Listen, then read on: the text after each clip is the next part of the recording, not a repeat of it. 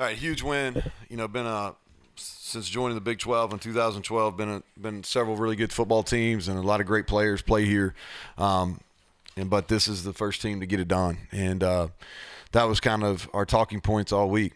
Not very many opportunities late in the season to be able to do something for the first time, and I thought the guys took that to heart and proud of the staff, proud of the players for getting that done. First team to beat OU, and we owed them. We really felt like we outplayed them last year, and to lose that game in that fashion, and then turn around and get it done on a last-second field goal today, that was extremely rewarding.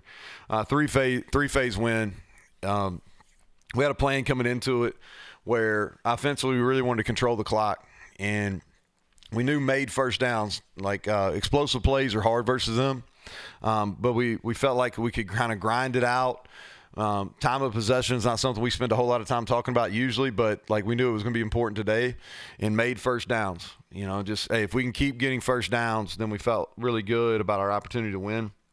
I'll start with defense. Oklahoma was 1 of 13 on third and fourth down today. I think that was huge, and that had been an area where we really struggled statistically coming into this game, but they go 1 of 13, and we held them to one score. I don't know how many possessions they had in the second half, but they had one score, a touchdown and a 2-point conversion, and that was it. And we bent, but we didn't break, and we got off the field. Offensively, we ran the ball, 203 yards. We ran it 53 times to get that. So we weren't super explosive by any means, but we ran the ball, and that enabled us to control the clock, keep our defense off the field. And I thought we wore them down. In that last drive, that was a toughness drive, mental and physical toughness. We run almost 6 minutes off the clock. They use all 3 timeouts, and we're able to walk off with the win. Special teams. I think sometimes it goes and people don't notice it, but it was huge. This was a field position game, and Oliver Straw's been great all year. We have 4 punts inside the 20, and so they had to play with their back against the end zone a lot. The fake punt, we're down 7 points. Fake punt we executed. Sam James gets the first down just barely, but he got it, and that extended that drive, and we go down and score to tie it up. On that drive. And I thought the kickoff return by Sam James in the first half. We blocked it really well, and that kind of got us going.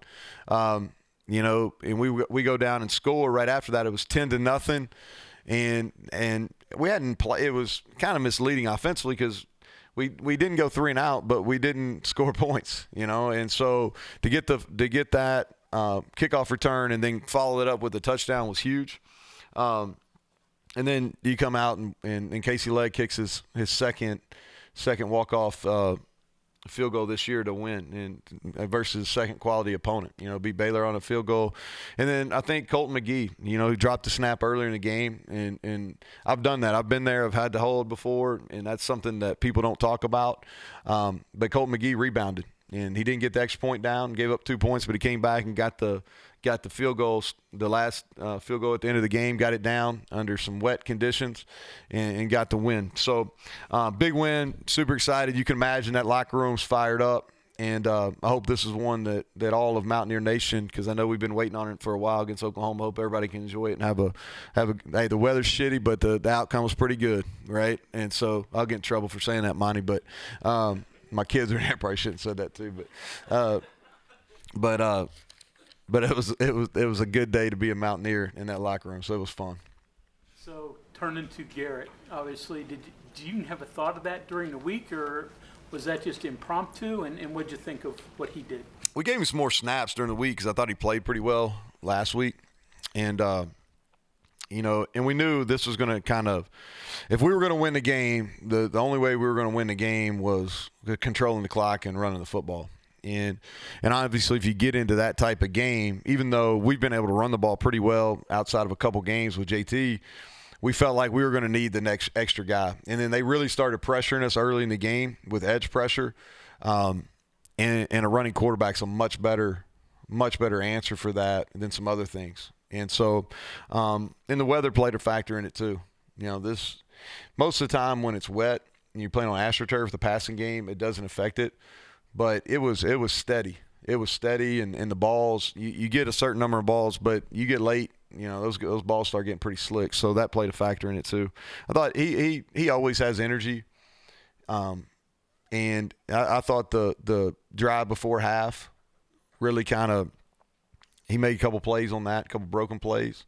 Now, he still made some mistakes, but, we were able to get out of some of those. But I'm happy for him. He got his waited his time. He hadn't complained. And he went in there and did a nice job. What type of decision do you have at quarterback, or do you even have a decision to make a quarterback? Yeah, Mike, I'm probably going to make that sometime this week. We're not going to make it today. I thought that JT, the first pick, that was really, we really kind of got crossed up. It really wasn't all his fault. And then it was more about just needed somebody that could help us in the run game more than anything that he did negatively. But now we haven't made a decision on who's going to start at Kansas State, and we won't do that. And I don't even know if we'll do anything publicly, but we won't do anything until the start of the game plan week anyway. Is it likely that regardless of that decision, there could still be involvement in both quarterbacks? Yeah, I think that's fair, Mike. Yeah, I do.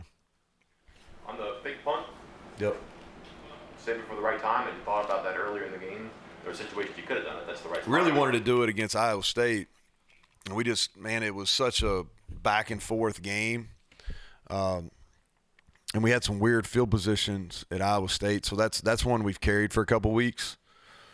And so I just felt like right there, it's 20-13. If we punted back to them, they had momentum. I just felt like, hey, we need this play, and the guys executed it. We didn't get a great look for it. I came out there and they had 3 or 4 at the second level. But it's one of those deals, once you call it, you got to live with it. And I felt like if we get one-on-one, he could outrun them. And he did. Sam James played big today. And he's quietly, even during this losing streak we had, he's quietly put some really good football games together. He covers punts as a gunner as good as anybody in our league. He'll get a chance in the NFL because of that. And then he made a huge play on a deep ball, under duress today.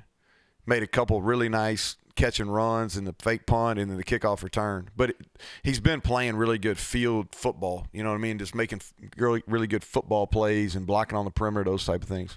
Ruffin, his ascension, he's out in single coverage for a while today. Yeah, we put him out there. Yeah, he did. He's getting better. He's got a great story too. He walked on here, earned a scholarship, was primarily a special teams player, and he did a really good job on that, running down on kicks and punts.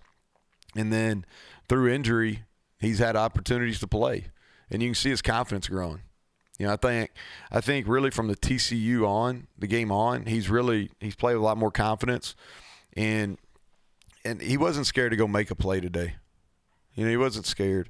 I talked to our guys before the game about this. I think, fear sometimes, fear of what could happen, or fear of things going bad or not making a play. Like, you can't play like that. You can't let that fear enter into your mindset. You got to have faith and belief in your own abilities, in your training, your belief in your teammates, and go make it happen. And I thought he's a really good example of that today. He didn't play back on his heels. He got one PI call, which on a really underthrown ball, which is tough. But I thought the kid competed really, really hard. You mentioned the attitude. Everybody was positive coming into the week. Just the way your kids battled throughout, and that's a reflection of that. Yeah, I really, I know y'all have been talking about that one, but outside of that Texas Tech game, which I don't try to defend that at all, our guys, they've done the right way. They've played the right way. They've competed. We just hadn't had some bounces go our way. Now, we did today. We had some bounces go our way, and we took advantage of it, and sometimes you create those. But, this team has competed, and they fought, and they believed. And now we got to go back and do it. We got a ranked team coming in here next week, and we need to go see if we can put back-to-back really solid performances together.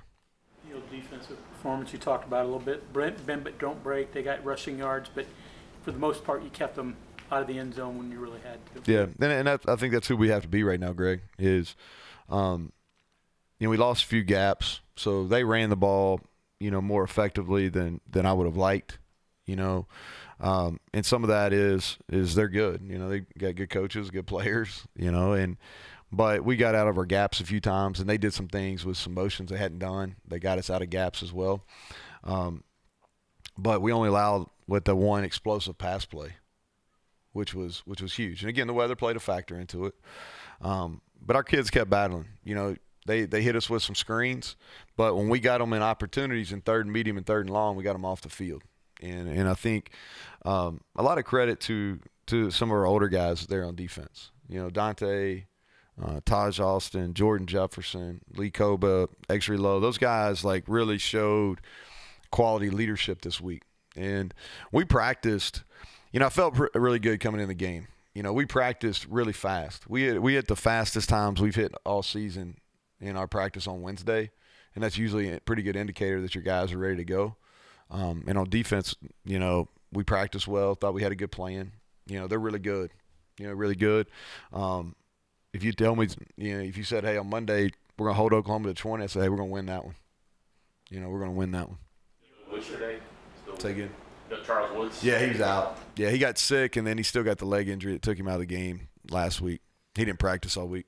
Tight ends today, how important were they in your run game? Yeah, big. Man, you saw the one. I think all of y'all saw the one where Traylon Davis, you know, on Garrett's touchdown run that when we tied it up at 20.